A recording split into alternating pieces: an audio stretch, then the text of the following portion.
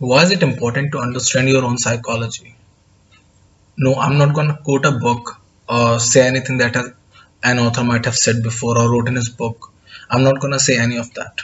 I'm just going to convey or share what I have felt personally while trying to experience my journey or trying to get better and trying to do stuff that I have always wanted to do.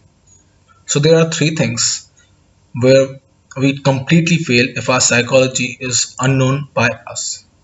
It's very important to know yourself. I have mentioned in a previous video that I uploaded that following your nature is very important for a person to be happy, not necessarily happy, but content with life. But a main problem in that way would be our own psychology. So the first problem that I see is fear of the unknown. Now, whenever we are about to start anything that we want to do, every single one of us has the same problem of fearing the unknown. The uncertainty just makes us miserable all the time. And if we are not in control of ourselves, the main thing that would happen is we won't take the step necessary to make the leap. We would have to have the necessary momentum to jump. And if you're not running or making or getting the speed, then the leap would not be to your full potential, and that's what the fear makes us do. It does not make us run faster.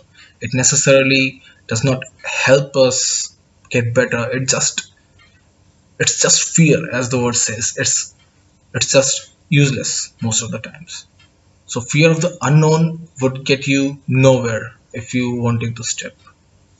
The second thing that I feel hinders our way, and the psychology kind of helps it to get in our way, is the desire for comfort. Now, have you ever felt that whenever you are the most comfortable, you have the least desire to work? You would feel the necessity to work, but you won't have the you know the spirit from inside of you telling you to work, because I think we all seek comfort, but it makes us more uncomfortable in the long run. And comfort is something that I have been after all my life. I've always tried to be in comfortable situations, and that just made me more miserable. That didn't help me at all. And what happened is, over the long run, I just lost my edge. It feels like if you do not, go into the unnecessary, uncomfortable situations that your mind makes you feel are not useful, you would lose your edge eventually, because there is nothing you rub off against. And to sharpen yourself, it's very necessary. The friction is a necessary evil. And that's why I think being comfortable would be the worst thing that we could do to ourselves. And I think most of us have been a victim to it.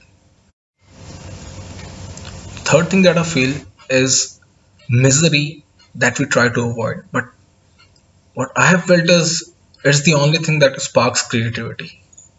When I'm working, when I have no bandwidth to work on the dream projects that I have, that is the only time I feel the most motivated to work on them. And whenever I have the free days, the weekends, the uh, me time, I never usually it's very hard to get up and get back to the work that I want to do.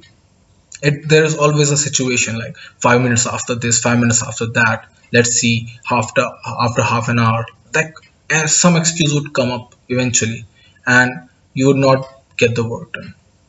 So misery is something that I think is very necessary for us to be creative. For those of us who want to be creative, the misery is a tool that actually helps us to make things that are relatable and make sense to other people as well.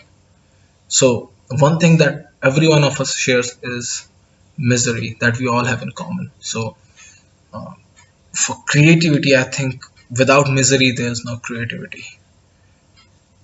That's something that I have felt personally that might not be relatable to you, but I do feel that these three things have uh, a psychological effect that many of us don't quite acknowledge most of the times, and they hinder in our way while we try to be in comfort.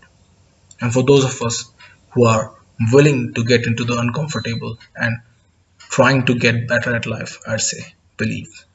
Yes, you can.